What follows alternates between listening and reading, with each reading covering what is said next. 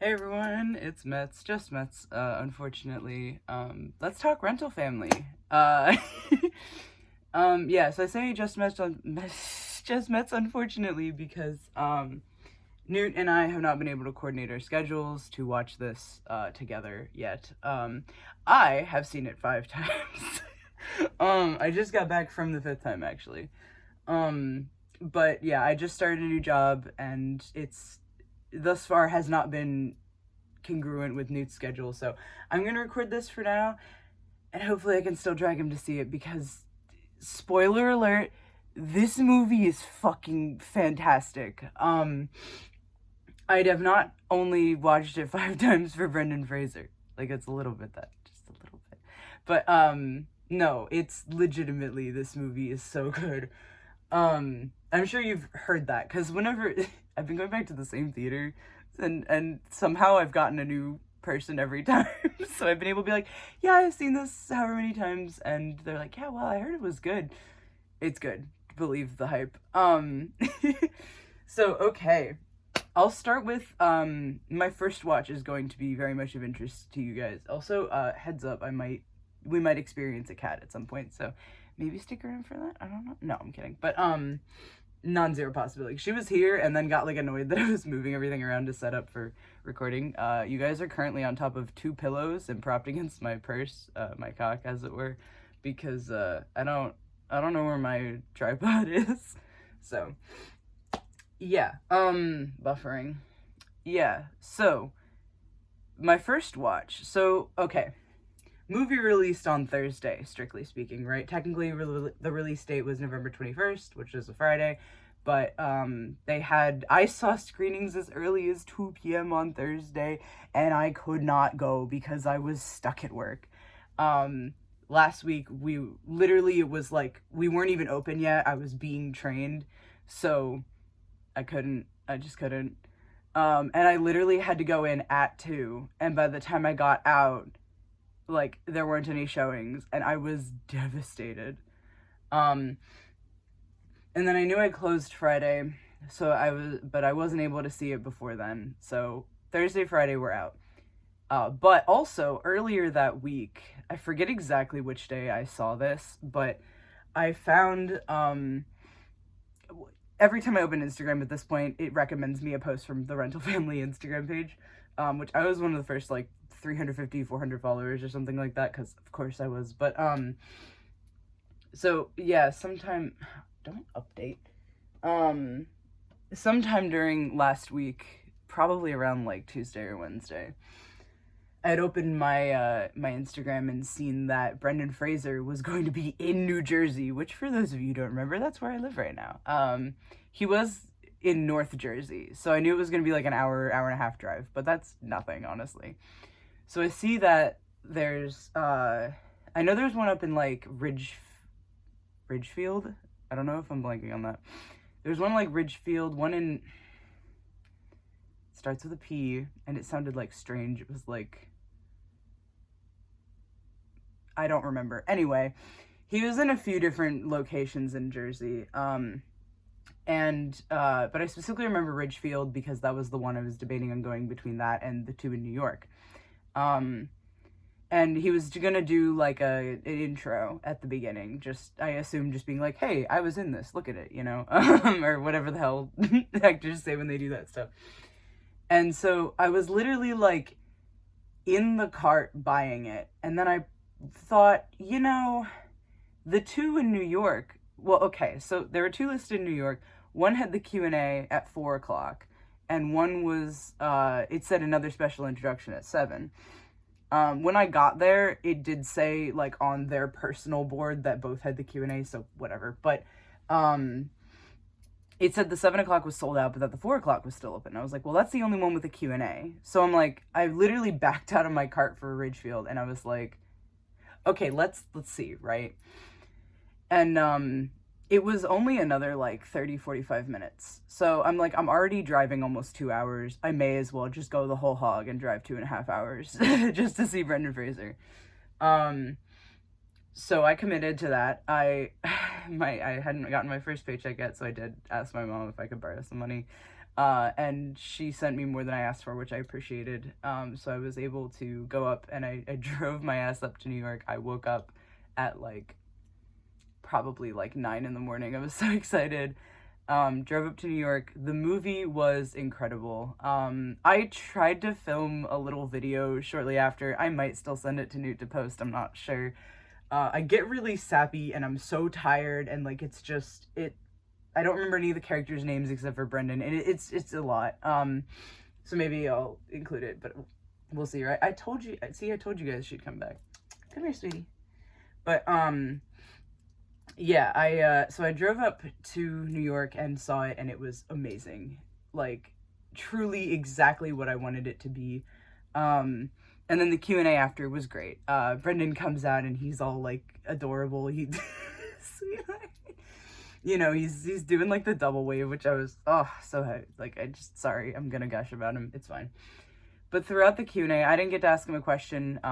Part of the reason is because, like, while he was answering other questions, the guy was looking for the next person to ask, and I wasn't gonna, like, you know what I mean? Like, I wanted to pay attention to what Brendan was saying. I wasn't gonna be sitting here holding my hand up like an asshole. Not, like, saying that the other people were, but you know what I mean, right? So, yeah, I didn't get to ask a question, which is fine. He got asked a few different things. They did film it, so I'm anticipating that they'll put it out.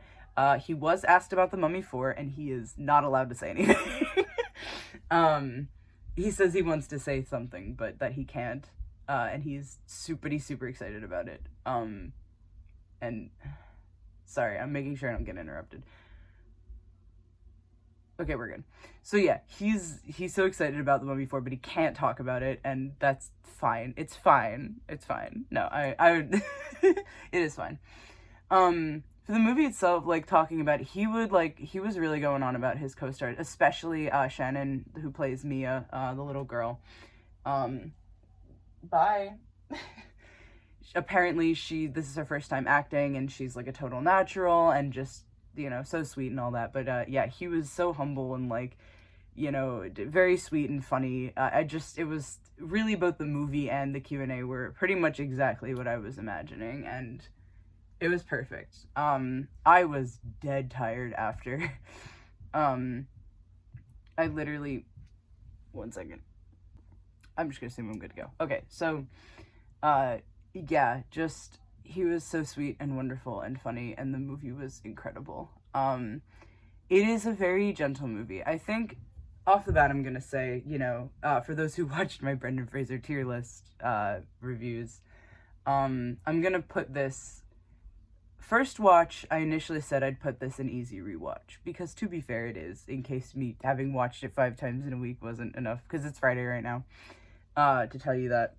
But I'm actually probably going to put it up in Deploy in Case of Emergency. I think this is going to become a comfort film for me. It is so gentle and, you know, kind of quietly optimistic. It really is. Brendan keeps saying it's a love letter to loneliness, and I say that it definitely is. He also said that the only antagonist he could really find in it was apathy, and I concur. You know, you don't have a human being making a problem, except all of them. You know what I'm trying to say. Apathy and disconnect, and, you know, it goes into the stigmatization of mental health in Japan, and why, you know, someone might feel the need to turn to these alternative things. If you aren't familiar with the concept, I guess I should back up to that. A family rental service is something that is available in Japan. It doesn't seem to be super common knowledge, because I've seen a few people who say they lived in or are just straight up from Japan who are like, I've never heard of this. So I'm not going to say it's like a common thing over there necessarily, but it's certainly enough of a thing. You know, I think I saw there are over 300 companies, something like that. So, which I guess that makes sense that would be, again, not like a super popular thing, but like a popular niche, if that makes sense. Certainly I could see why someone would hire someone to do that. Technically speaking, we've had a few memes like over here in the States that have that vibe.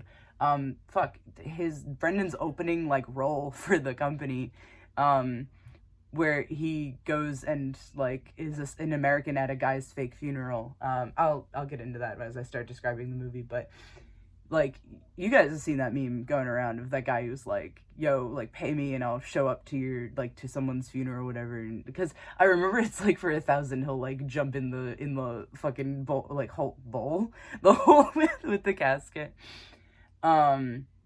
So yeah, I know that's more of a joke, but like, I could see I could see someone like wanting to do that seriously. And especially considering some of the roles that are actually addressed in the movie, it's just excellent. Apparently this film is very personal to Hikari, the director. She was inspired by one of her relatives, I don't remember, I think it was her brother, looking for work in like, wanted ads and seeing like, hey, join a family rental service. Honestly, I think I would have a lot of fun doing something like that, like being the person. But yeah, apparently this is a very personal film for the director, and I just think that's very cool. It feels like a personal film, and it feels like it has layers. Apparently also something that Brendan went into a little bit was we get Brendan's character's backstory, of course, but we don't get a whole lot of some of the other characters like Aiko, and we don't get a lot with Kota. And Tada, I'll tell the spoiler in a bit, but we get like little tastes of things, and it really has this depth to it that implies way more than the movie actually shows you. And apparently part of that depth comes from the fact that they filmed scenes that were never put out that he says might be on like the DVD special release or whatever, which I hope so. That would be cool. He specifically shows that Aiko's character had like a bad casting couch experience, and that's how she ended up in the family rental service. And I'm sure there's more to that, of course, but he's summarizing it, and I'm summarizing his summary. So, go watch the actual Q&A when it dropped. It was at the Jacob Burns Theater in Pleasantville, New York. Side note, lovely theater. If it wasn't 2.5 hours away from me, I would go back more often.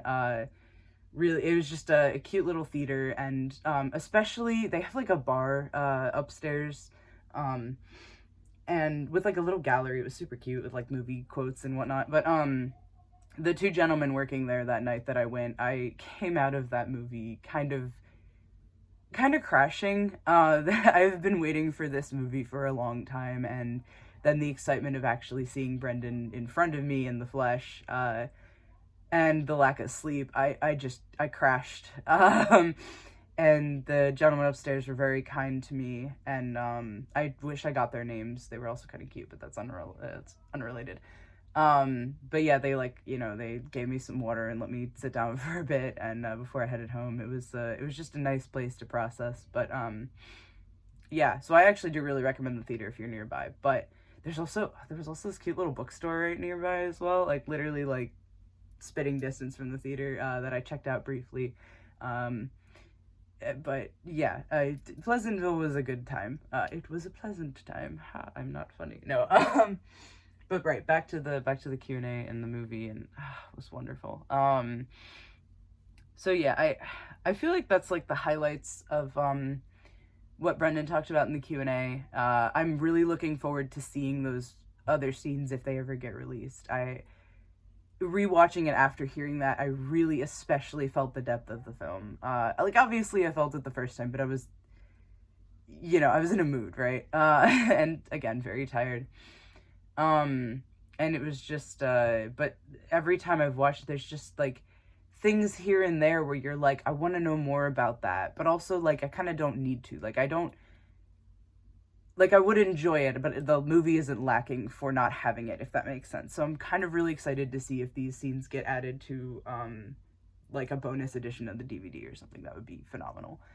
But yeah, I think that's most of it. The question I wanted to ask him if it'd gotten around to me is what was his favorite memory from filming this. Were I to hazard a guess, it would probably be something with Shannon, because he couldn't stop talking about how great she was and how adorable she was, and so cute. I'm super excited to see her act more. She is great in this movie as well. Really everyone is. There is really, like, everyone was just incredible. And the story was, like, perfectly paced and just really draws you in, and just very, very good film. If you have not seen it, I really, really recommend it. And again, this isn't just because I'm doing my whole Brendan Fraser obsession. Like, this is legitimately a beautiful film. You know, there's a comedy to it, but it's heartfelt, and it was exactly what I was expecting from the trailers, and I'm gonna probably go see it again.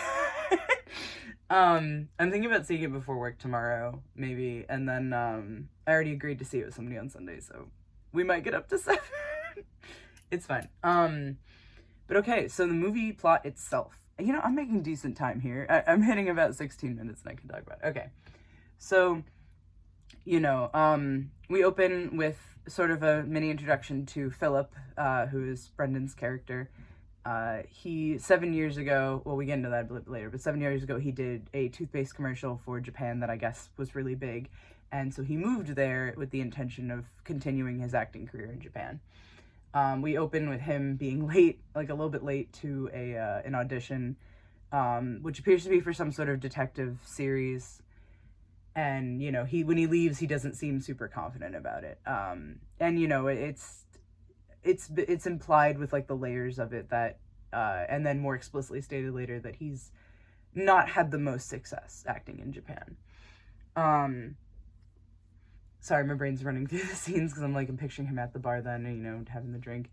But he ends up getting a call from his agent, and why am I blanking on her name?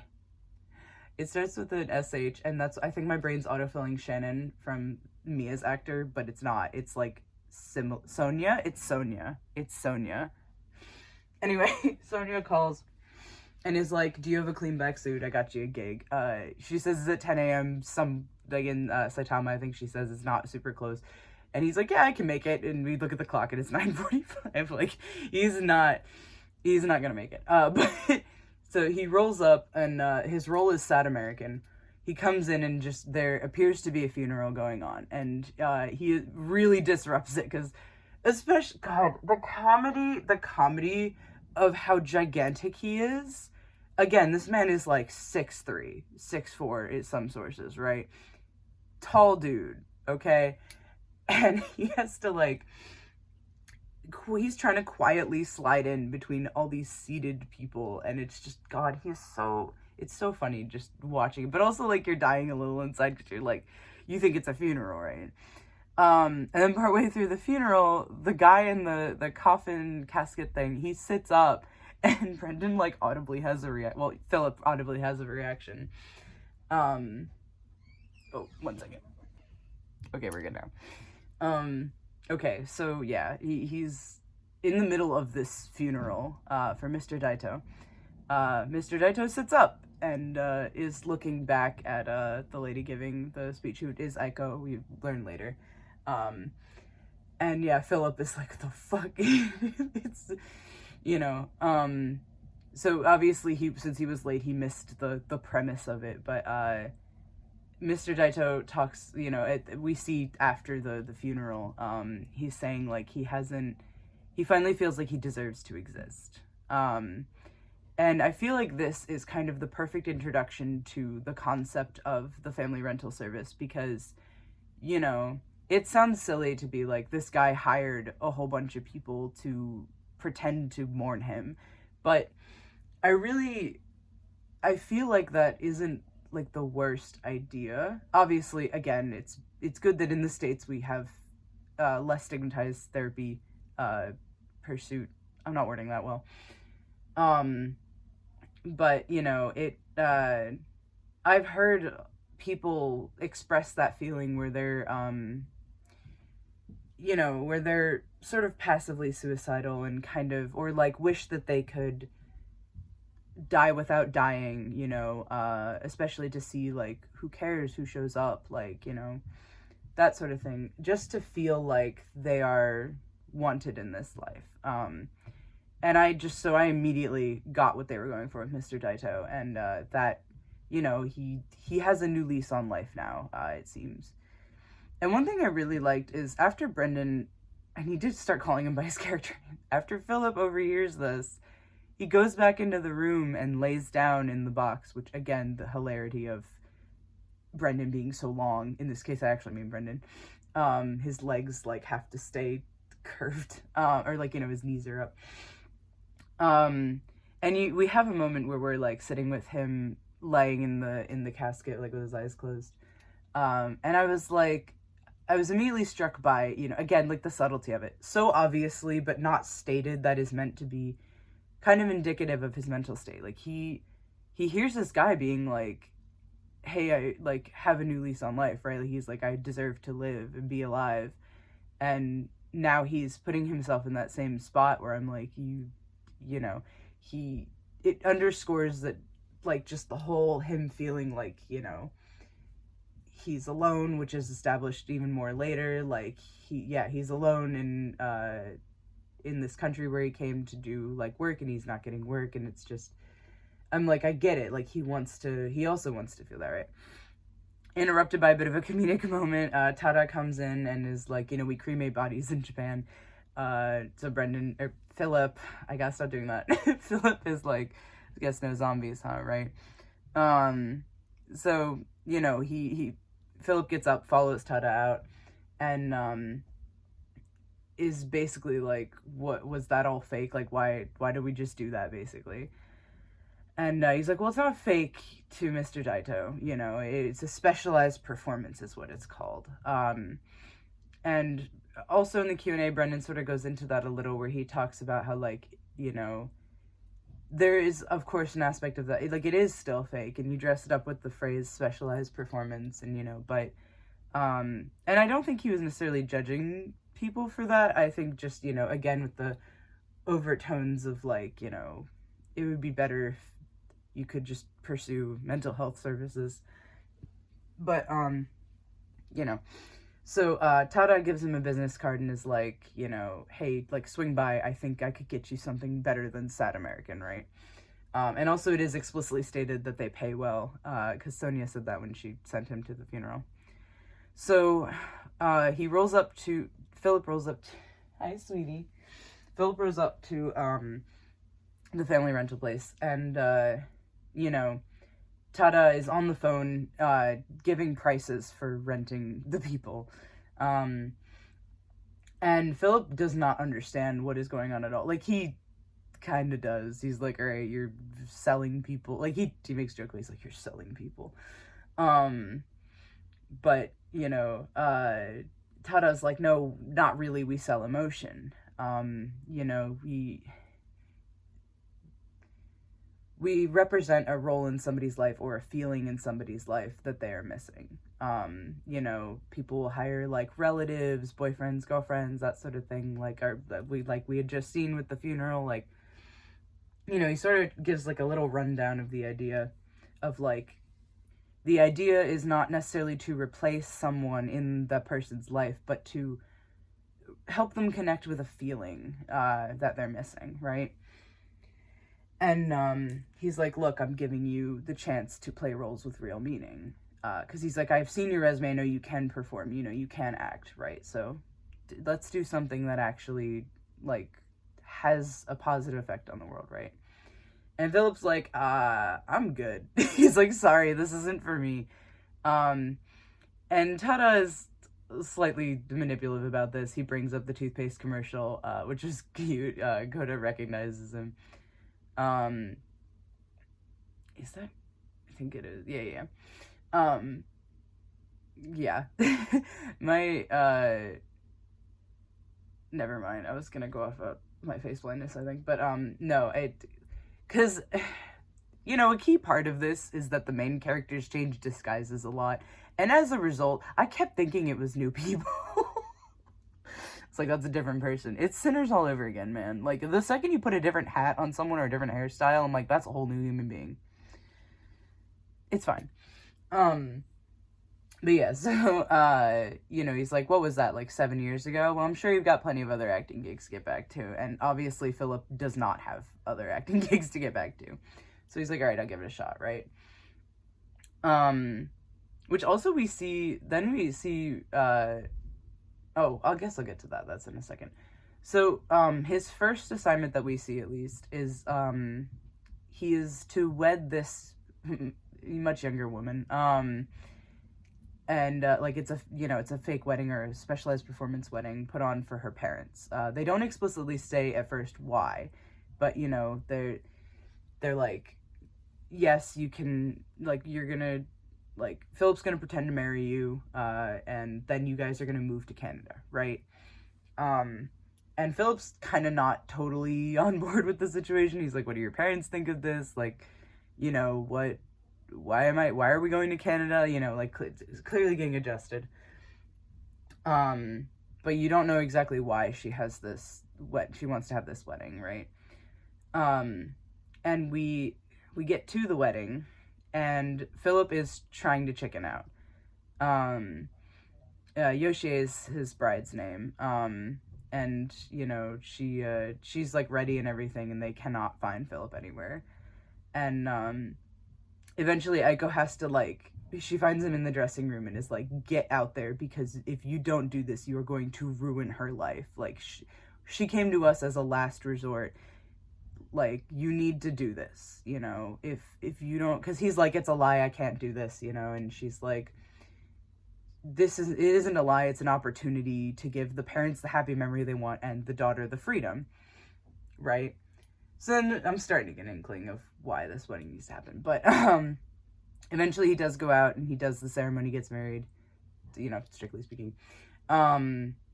And it was actually just a cute moment with the parents, because, the dad's like, welcome to the family, and it's adorable, right? And then we have a really awkward scene where, the Yoshie and Philip are sitting in the hotel room, and they're both, like, just kind of staring ahead, and, Philip's trying to fill the empty space with, like, yeah, it was a lovely wedding, this is a nice room, Doorbell rings, he gets up and gets it. A lady comes in, and, Yoshie, and Jun is her name, they kiss. So clearly, her parents, Yoshie's parents weren't accepting of her being gay, and now they think she's married to a man, and she's free to go live with her wife. And adorable. I just loved that. So, Philip backs out and is like, hey, or leaves them to their wedding night. Then cut to how he's celebrating his wedding night. He is seeing a sex worker throughout this, which I don't know, thought was neat.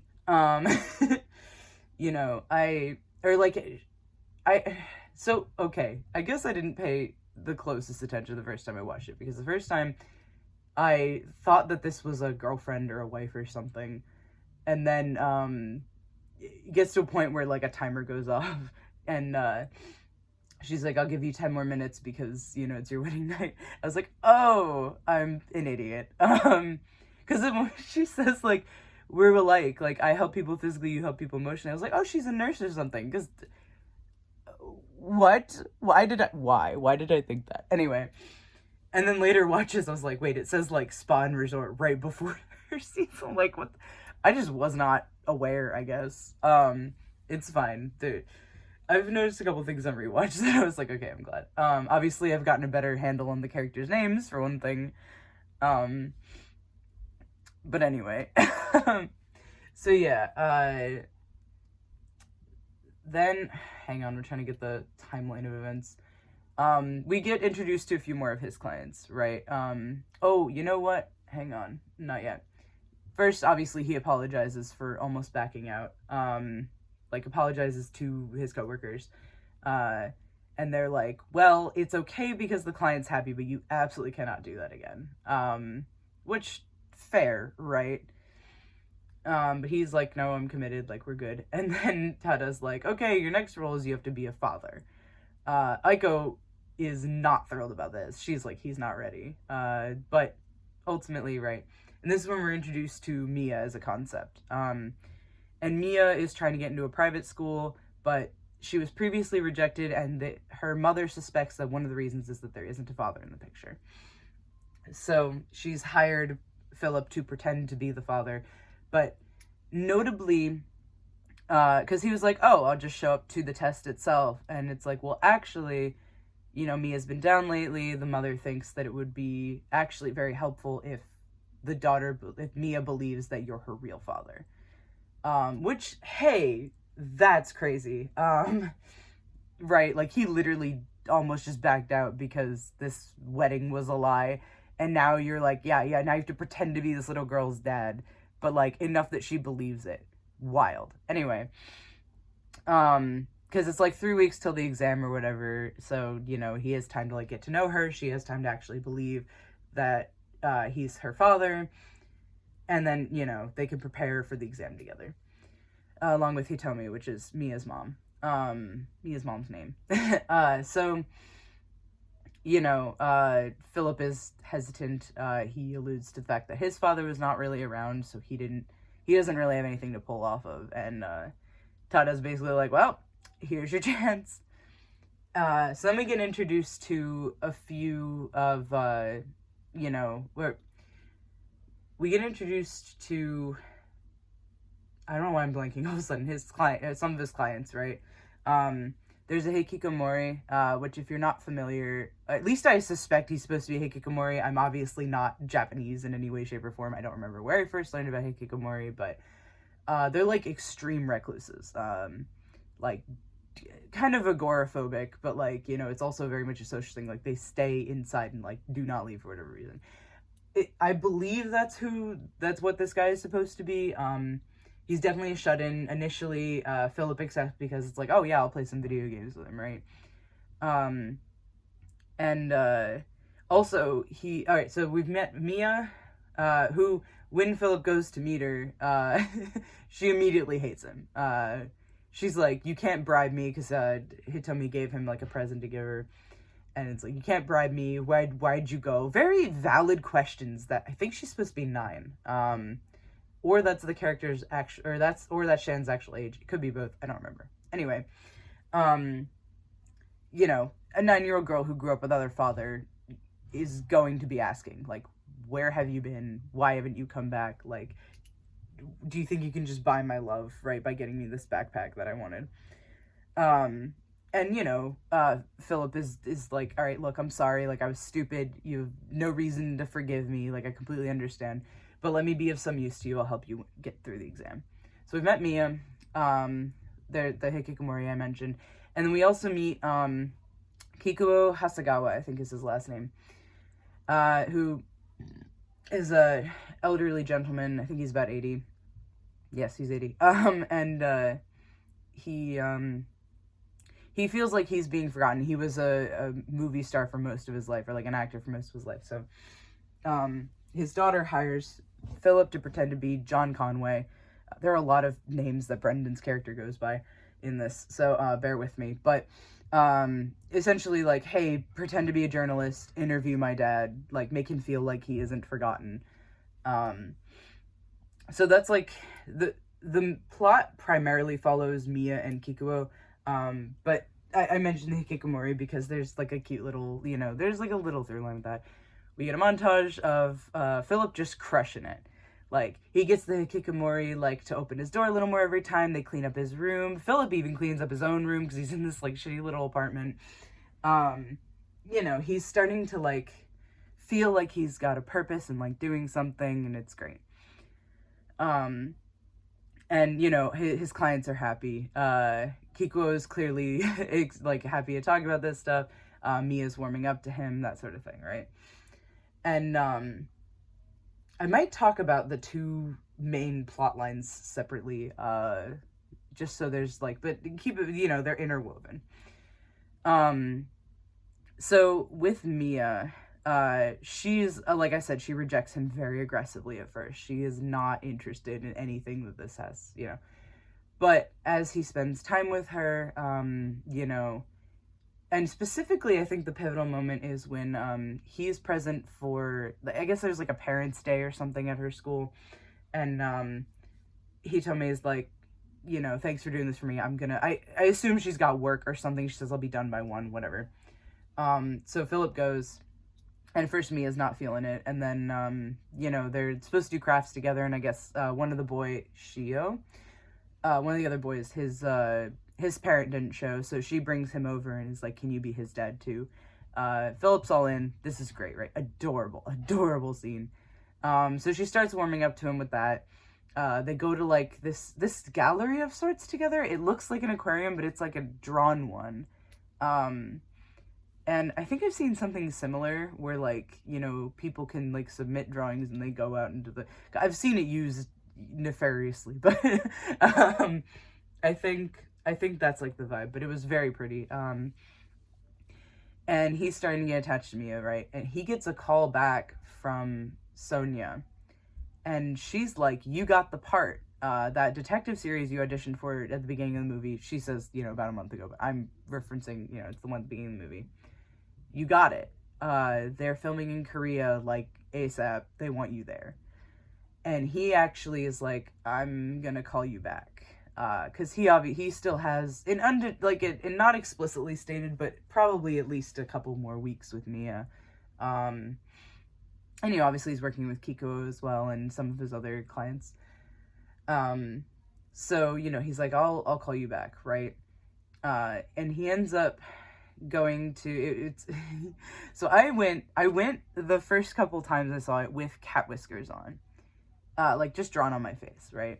And everyone thought I was dressed up for Wicked, and I could not figure out why, because nothing about this is Wicked. Anyway, this is I was referencing in all the trailers and like a lot of the promotional stuff, he's got like the cat face on because they go to a monster cat festival. Apparently that is a real festival that happens. Oh, he said in the Q&A. He didn't say twice a month, did he? I think so. Anyway, he's like, yeah, all these volunteers, like, they don't get paid. They just stand out there and, like, you know, put on this festival, which I think is adorable, and I would love to experience the Monster Cat Festival. There's a really funny moment at the Monster Cat Festival where we run into Lola, the sex worker he's been seeing. She is one of the volunteers. That was a pretty funny moment, but like it goes fine, essentially. She's like, oh yeah, I used to work with your dad, like it playing it off. But like it's cute. But Mia has grown attached enough, right? Oh, and she's also asking Philip questions, like, where were you born? He was born in Minnesota. Oh, is that where my grandparents are? You know, getting him to talk about his family a little bit more. And this is where he goes into, like, you know, his parents are both dead. And yeah, she's like, do you have anyone? And he goes, well, I have you now. And she clearly gets like, there's something there, right? So she puts, she's like, give me your phone number so now she can send him like cat videos and shit, right? It's a very sweet moment there. And then, so shortly thereafter, her mom catches her talking to Philip on the phone. Obviously, Hitomi knows this is not her actual father. This is just some guy that she hired. And she's like, who were you talking to? Like, I would, like, I don't want you to get too close to him. What if he leaves again? Blah, blah, blah. Mia's not happy with this. She is very attached to Philip. Or Kevin is his name is her dad. And she's like, he listens to me and you just tell me what to do. Like, leave me alone so I can study. Like, she's not happy, right? So then, you know, when Philip returns to the the office, you know, Tada's like, hey, you know, we got a call from the girl's mom. Next session has to be the last. She's getting too attached, you know. And Philip's clearly devastated, but tries to play it off as like, well, what do I tell her, right? I guess that is also like a legitimate question. It's like, oh, tell her you have to go back to the States and you'll miss her. And he's like, that's it? And Tada's like, yeah, that's the business. All relationships have to end. And I was like, woof. So that's where you know, some of the apathy comes in. That is the only true antagonist to this movie.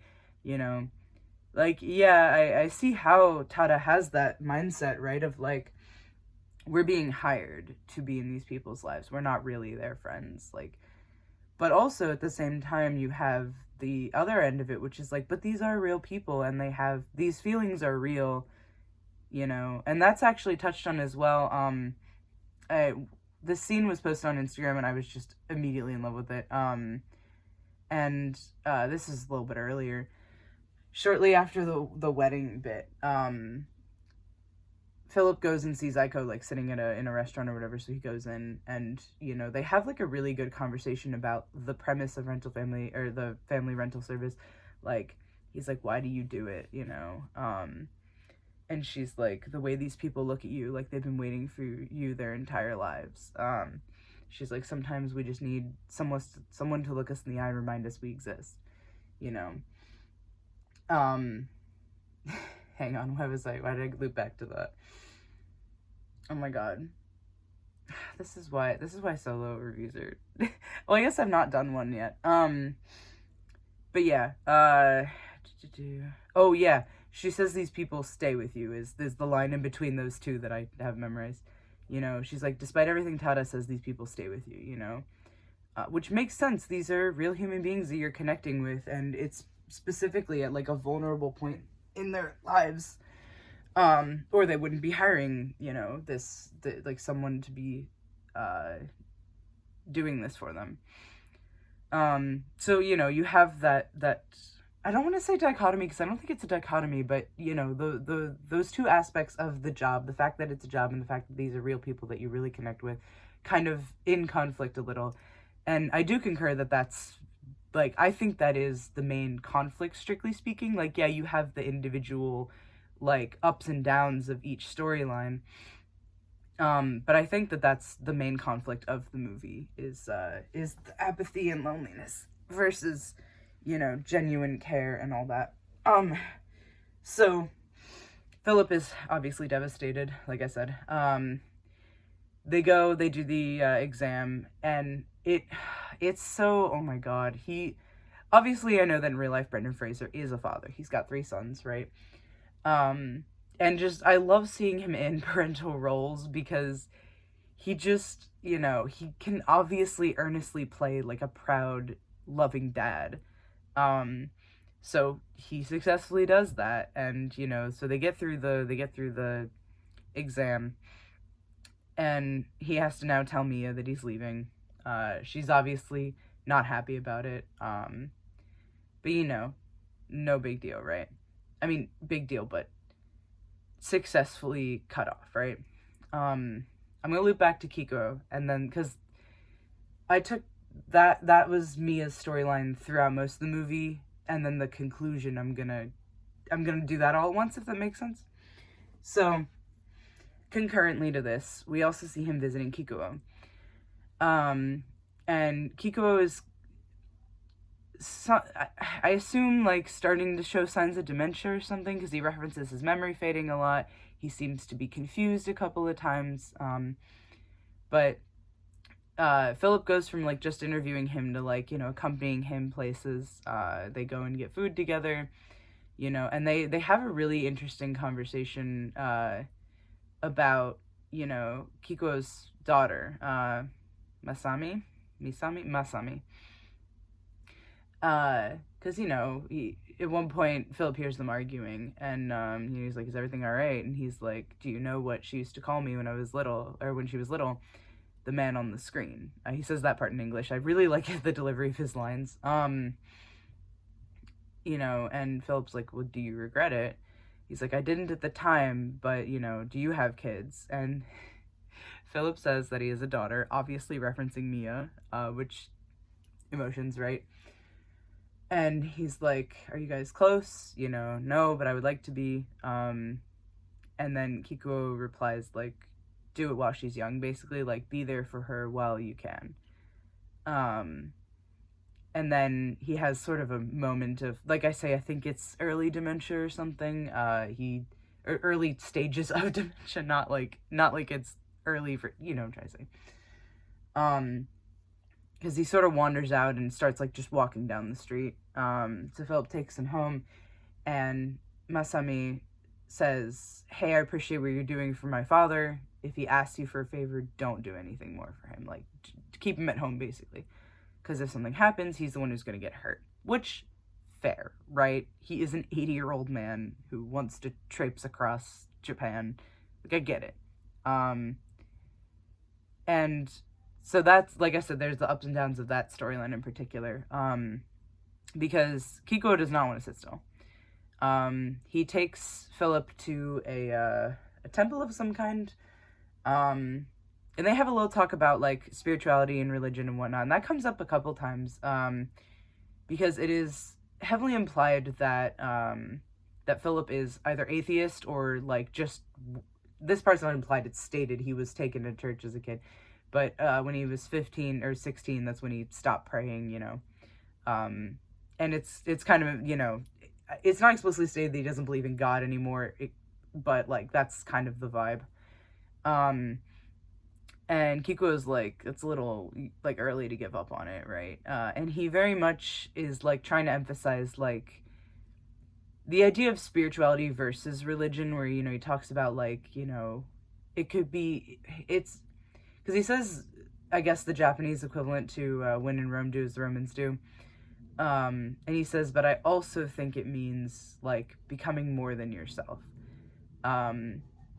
And later that idea comes up again, so I'll put a pin in that. But he asks Philip, can you take me to my hometown?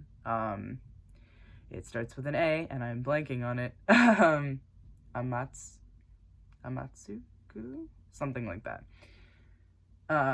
And, you know, Philip's like, shit, like, internally, he's like, I just promised his daughter that I wouldn't take him anywhere.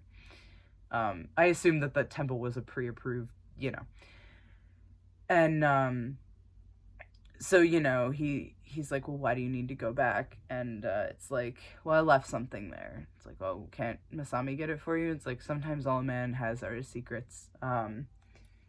So, you know, there's clearly something specific. He says, this is one of the times that he references, he's like, I want to, and he looks straight at the camera, like, over Brendan's shoulder, and I'm just like, he's like, oh my god, he says, I want to see it before my memories fade away, or something like that.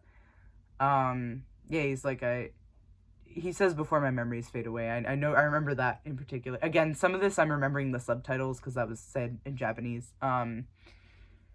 But, so, you know, clearly there's something of importance there. And then, you know, the next time Philip comes around, Kikuo is planning the route to his hometown, which I'm not super familiar with Japan's geography, but it seems like a hike. And in fact, I think it takes, like, the better part of the day. But, so initially, Philip declines. And this comes on the heels of him either being told he has to, like, cut off Mia, or, like, right after he did it. I can't remember. I think it's right after he did it. So now he's lost Mia, and he's lost Kikuo. And he also turned down that job, that Sonia said, like, the detective series. He had turned that down because he was initially sticking around for Mia because he made a promise to her not to leave again. So, you know, we kind of see everything is crumbling around him. But he does end up, he ends up changing his mind, at least about Kikuo, right? He goes back and springs the old man. Jailbreak. And yeah, they go back to his hometown, and it's like a long, beautiful journey. And every time I see the one shot now, because at one point they're, you know, climbing mountains and shit. And there's specifically like a drone shot where Kikuo is pulling Philip up the mountain, and Brendan was like, that was real. He's like, this guy was going way faster than me. I'm struggling up the mountain. He's just going. I'm like, that's hilarious. So every time I see that scene now, that part echoes in my brain of just like, yeah, that was real. But yeah, so they get to Kikuo's, like, yeah, I guess home, like old family home. And, you know, he's talking about his early start with acting, because he said there were these traveling actors who would come to town. He would memorize the plays and perform them for his family. You know, and they just have a great night, like, chatting about that and, like, just bonding. And then we get, the next scene is Philip waking up the next morning, and Kikuo's gone. Which, not gonna lie, my first watch I was like, that man is dead. That old man is dead, and this is horrible, right? Kikuo is not dead. He has gone and found, like, a tree growing. So, oh yeah, his his home is like kind of overrun with like nature. I don't know, that probably has a deeper meaning that I haven't really truly processed, but yeah, his home is like just full of plants. The nature has definitely started to take back over. So yeah, then there's another house nearby where there's a big old tree growing in it. He does kind of refer to the tree in a way, and it is a big tree. That implies that that tree has actually been there for quite a while, at least last time he was there. He's measuring his steps out. He starts digging. Philip does find him, and he digs up this, I guess, a little time capsule. And, like, he pulls out this pocket watch and then a whole bunch of photos. And Philip's like, what's that? And he says, my life before my life. Before he moved to Tokyo, I guess, he had been involved with this woman. Again, there's so much that's, like, implied rather than explicitly stated. What is explicitly stated is shortly after he moved alone to Tokyo, he got a letter saying that she had fallen ill and passed. So he just wanted to see her one more time while he still had his memories before his memory fades. So, he's reminiscing and showing Phil the pictures, and it's lovely. I can't even pick a favorite scene, but, like, that's up there. That's one of them. I really love that moment. Because it definitely is what sways the story in favor of the empathetic side. You know how, like, if I'm saying the main conflict is like empathy and apathy, it definitely sways it because yeah, Masami said not to take him out, and but also, like, this man is 80 years old. Who knows how much longer he's got, but at the very least, while his memory is fresh, like, this is something that, I don't know, internally I was like, that's worth it, right? And clearly to him also it was worth the risk to make that journey, because I'm sure he knows that there's a possibility that something could happen to him while he's out there. And the risk was worth it to Philip too, because he wants to truly help people. And particularly, I'm gonna loop a little bit to Aiko in a second, because most of the story follows Philip, but we get some offshoots of Tada and Aiko. We really, like I said, we don't really get any Kodo, which is disappointing, but also, like, not. Again, the movie isn't lacking for anything, but I'm like, ooh, I want to know about that. So they're making their way back after finding these photos, and buffering. Suddenly Philip's phone just starts going off. Like, I guess the implication was that he had well, you know what? I'm gonna loop back to Mia for a second. I really should have just told this interwoven, but yeah, his phone starts going crazy. And we do hear some of Mia's tones, and I'll briefly touch on that before I go back. So,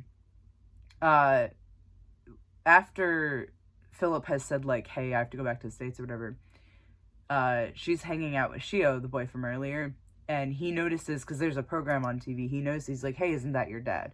So now Mia knows that this guy is not a computer engineer who is her dad. He is an actor.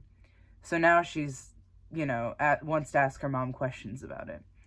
But obviously she tries calling Philip first. But he didn't get it, and then it's clear that there was no signal, right? So, Philip's phone just starts freaking out. He's like, hey, I have to make a call. Kiko goes on ahead. Philip calls, buffering, Tada, who, like, runs the rental family business. And, it's like, hey, where are you? Kidnapped our client. And Philip's like, I didn't kidnap him. Like, he wanted to go. I just gave him what he needed, which is what we're supposed to be doing. Tada's like, you do realize, like, if this gets out, like, this business is done for. And he's like, you're a hypocrite. Like, you keep telling me that we're helping people, but we're actually hurting people. And what specifically prompted that comment was he and Aiko had gotten drinks, presumably a night or two before. And she actually had a bruise on her cheek from doing an apology service, which according to her is the most popular service, where men who have been caught cheating hire her to be the mistress and apologize to the wife. Yeah, super fun. Definitely helping people. And that one, that subplot as well, I thought highlighted the conflict of the movie well, because it's like, yeah, we're helping the client, but we're not helping people. You know what I mean? Yeah, we're helping the guy, like, keep his mistress safe or whatever. But so she got hit is what happened. She apologized to a housewife, or one of the wives got hit. So Philip's like, dude, that bruise on Aiko is on you. Like, this is your fault, right? And then he realizes that Kikuo has collapsed. So Kikuo is okay, but Philip gets arrested because he's seen as kidnapping somebody. And Aiko and Koda are freaking out. They really are like, what can we do? Tada's like, nothing, and they're like, but if we don't do anything, he'll get deported, right? So I think we're more or less congruent now, because Mia's found out that he's an actor. She did get into the school also. But now her mom is trying to dodge the question of, like, but then she's like, who is this? Shows her mom the program. So now her mom can't deny anymore that he is an actor that she paid, right? We don't see that explicit interaction after she's like, who is this? But, So yeah, Philip is now in jail at risk of being deported. Aiko goes on another apology job, but when she's on it, she actually, she changes her mind in the middle. She can't go through with it, So she tells the lady, she's like, look, I never slept with your husband. He doesn't even have the balls to bring his own mistress. I am an actor that he hired to apologize to you. And then we get this really gratifying scene. The husband gets slapped instead as Aiko leaves. She quits rental family. Or the family rental service. We also get there's a moment with Tada, because we keep seeing him go home to his wife and son, right? And then around now, there's also a big twist that I brought my friend, and he called instantly, by the way. I didn't know it was going to happen, but he called it instantly. That the wife and son were actually hired. Tada does not have anyone, but he himself is using the service. So, big reveal there. That was wild. Oh my god, it was so great. So tonight, obviously this is my 5th time watching it, there was a couple behind me that was, like, audibly reacting to everything, and I loved every second of it. Because, like, once I realized they were audibly reacting to everything, I was waiting for certain scenes, and that was one of them, and the guy just goes, whoa. And I'm like, I like that, because, like, I got to have that whoa moment. I heard someone else get to have that whoa moment. I don't know, that was kind of fun. I told them after, I was like, hey, sorry if this is weird. I really liked that I could hear your reactions. He's like, I'm sorry, were we too loud? I'm like, no. This is my 5th time seeing it. I'm so ecstatic to hear someone else enjoying it the way I enjoyed it, right? Like the first time. But alright, so, everyone's falling apart right now. Aiko has quit, which I think is, obviously she's standing her ground on her, like, she agrees with Philip, like, this is not what we should be doing. Again, not explicitly stated, but she just quit, right? So she and Koda actually dress up as, what are they called? As, like, as, like, lawyers, and show up to Kikuo's house, and are like, hey, we're here to talk about, like, Mr. Vanderplug's case. That is Philip's last name, by the way, which IMDb fucking gaslit me, because I was putting it in my spreadsheet correctly, Vanderploeg, right? And then I went to tag it on a Tumblr post, and I double checked IMDb, and it was spelled Vandarpleog, and I was like, that doesn't sound right, but that's what IMDb says. And then I went back and checked again, like, the next day, and it was corrected, and I was like, I fucking knew it. It's fine. This is just side quest, sorry. So, they were up and they're like, we'd like to discuss, like, what happened with Philip. And as they're standing there, about to be shown back to Kikuo, someone else shows up, like a detective from, the, like, local police department, and they're like, oh, we're so dead. And then it's fucking Tada. So, you know, they pretend they've never met before, and then they go, and Kiko dropped the charges. He said, like, you know, he basically forced Philip to do it. So Philip's good, he's out. And then, hang on, I'm trying to get order of operations here. Philip's out. Okay. Try to get the order of the ending because it matters to me.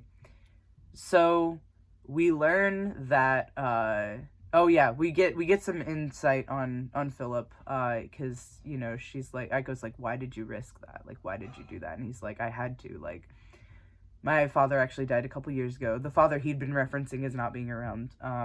He's like, he died a couple years ago, and I didn't go to the funeral. Like, I got on, like, public transport, I got to the airport, and I just sat in the terminal. So he's like, so I needed to be there for Kiko. And then shortly thereafter, Kiko does die. You know, I thought that was an interesting callback to the beginning, because now we're at a real funeral, right?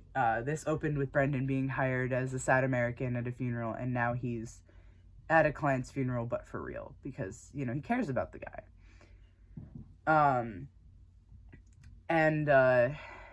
So, you know, he says his goodbye. He actually brought the photos, and tucked them into Kiko's, like, outfit, when he said goodbye, which I loved that. Okay? I loved that.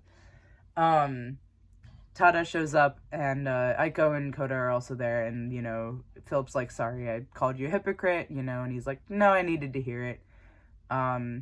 So, you know, family rental service back in business. They no longer offer apology services, which is good. Philip also shows up to Mia's new school with permission from the mom, not like in a weird way. And, you know, she's like, hey, you know, you hurt me. Like, why do adults always lie? And he's like, well, because these are telling the truth. They want to protect the ones they love, that sort of thing, right? But he's like, I'm really sorry, you know, we should have been honest with you from the beginning. And she's like, it's not fair, I really liked you being my dad. And he's like, me too. She's like, so what's your real name? He says, I'm Philip, right? She says, Mia, nice to meet you. And then, as she walks away, she does take his hand and is like, come with me, right? So, you know, now it's like it's a real connection. And I think this is also when they do the no apology services after that. And then the movie ends back when Kiko had taken Philip to the temple. At one point, Philip is like, hey, what's back there? And Kiko kind of laughed and was like, why don't you take a look for yourself? Philip's like, maybe later. So the movie ends, and with him going to the temple, you know, praying. And as he's praying, the wind kind of blows open the curtains, and what was in there was a mirror. You know, and that goes back to the, like, you know, spirituality is more, like, just more, becoming more than oneself. As they're oh my god, I said I'd put a pin and I totally skipped it. When they were walking, like, when they were hiking through the mountain, to Kiko's, like, childhood home, that's the word I was looking for earlier. They had come across a shrine, and, you know, Kiko talks about, like, the idea of 8 million gods, where God is in, you know, the sun and the forest and the land and within ourselves and all that. Which I am not spiritual in any way, shape, or form, but I can appreciate that perspective of it. I like the idea that it's about bettering yourself, becoming more than yourself, becoming part of something more than yourself. The fact that you can find it in little things, because I try to find kindness and, like, good things everywhere. So I can relate to the idea even if I'm not in any way spiritual. So, but yeah, so that's what we end the movie on, is Philip sees the mirror and kind of laughs because the old man got him from beyond the grave. So yeah, beautiful movie. I skipped a lot of the subtleties trying to summarize, and I still hit an hour. Like I said, I'm gonna go back and watch it a couple more times. There are just so many beautiful layers to it. It's a very gentle movie, like I said. It is very much a love letter to loneliness, and the importance of genuine connections in, like, our current world, which I think really resonates right now. You know, because that was something else that Brendan emphasized in the Q&A, and I'm like, yeah, no, that resonates. Something I will word a little bit better than that, because the previous video I took was just wild. You know, it's so interesting looking at it myself right now, because, primarily, you know, I do have very close connections. I've got Neil and Gerald. I've got Newt, obviously. I've got my best friend Shannon, the one who's out in Pittsburgh. You know, and then, like, other connections as well, on, like, a less intense scale. And, I struggle a lot with feeling, I don't want to say lonely, because I like being alone, but there is a difference between being alone and loneliness. And I struggle a lot with the feeling that I'm surrounded by people and still feel alone in my head, alone, like, in a deeper sense. But also simultaneously, like, I have Neil and Gerald on with me, like, all the time. So I have that genuine connection, and that has helped me tremendously. I would not be where I am now, if I didn't have them, if I didn't have Newt and Shannon, you know, and some of my other friends that I've either referenced briefly or, you know. So I think this movie really hits, obviously it hits me, but it hits in, like, in a post-COVID world. You know what I mean when I say that, like, because I remember when COVID hit also, like, I had previously been extremely touch-averse as a teenager, and I had slowly, like, clawed the ability to be casually physical with, I'm not even talking sexually, like, I mean, like, if someone was sitting next to me and we're friends, right, and their leg touched mine, like, that drove me insane, right? I was touch-averse, like, do not fucking touch me, right? And I worked really, really hard to get to a point where I was comfortable with casual touch. I was still weird about the leg thing, but, like, you could touch my arm now without me freaking out. I mean, I'm still jumpy, but, like, you know, freaking out in the, like, don't touch me way. And then COVID fucking hit, and like, that, like, don't touch anyone, don't be near anybody, like, that came back really strong, and I had to kind of claw it back again. Because I now that I'm not touch averse, like, I do love it. I enjoy just hugging people. Like, even just, like, casual handshakes, like, little moments of touch, are just really precious to me, because I had to claw them back from now twice, right? And, but I think in a deeper sense, like, not even just with touch, like, people are, like, weird around each other now, and I won't say it wasn't warranted, because, you know, obviously it was a pandemic, but, like, it does suck, you know what I mean? Like, and, not just in, like, a mental health stigmatized, you know, in a country where mental health is stigmatized, but also, like, it just sucks, right? And genuine connection is so important, especially with, like, the rise of AI and whatnot, and, which, again, very against AI, in case that wasn't clear. You know, people, and actually, I can kind of compare those two concepts in, like, not in a direct way, especially because I just said I'm against AI. But, you know, with, like, people are treating ChatGPT like a friend, like a therapist, like a husband or a wife. Like, there are subreddits of people, like, marrying their chatbots. And, you know, there is something sad about that. Like, I get it. Trust me, I get it. You know, this is just kind of the step beyond me, like, writing fanfic and, like, self-shipping. But, like, it's sad that AI preys on us like that. It's sad that we feel like we can't connect to other human beings in the same way. And I think that this movie really takes kind of a stand against that concept and is like, no, human connection is important. And, like, that sounds like a dumb message, because of course it is, right?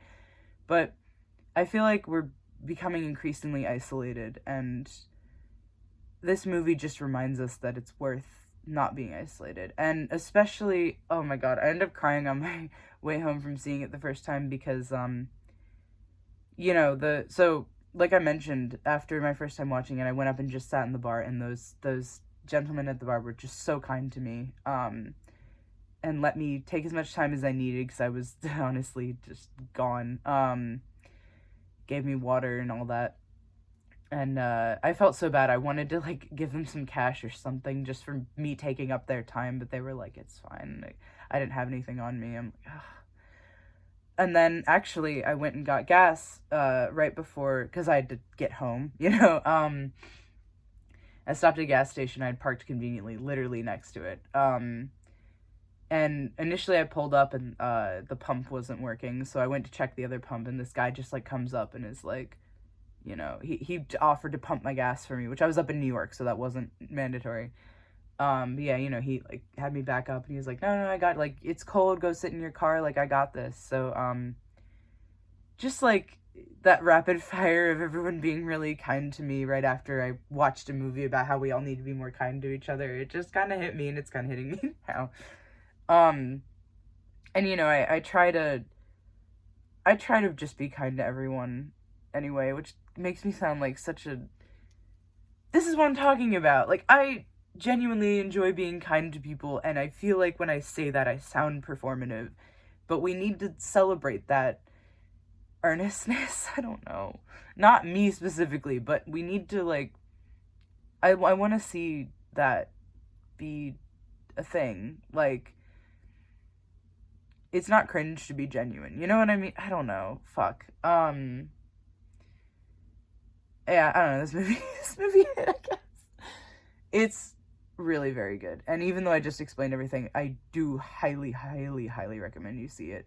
Like I said, I'm gonna go back to watch it a couple more times, but yeah, I think that's the big takeaway, is just be kind to people. Be kind to yourself, you know, and, it's worth reaching out.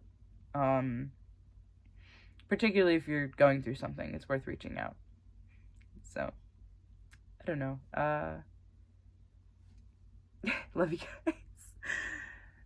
Hopefully I get to see this with Newt soon, and hopefully I just get to see Newt soon in general, because it sucks not being able to see him, but, I'm glad I took an hour and 12 minutes to record this for you guys, and I hope you go and enjoy it, the movie, and also hopefully this review, but, also, real quick, I'll show you guys the cat, because, hang on. She didn't end up. Hi, sweetie pie. Here you go, cat tucks. Alright. Love you guys. Watch Rental Family. Bye.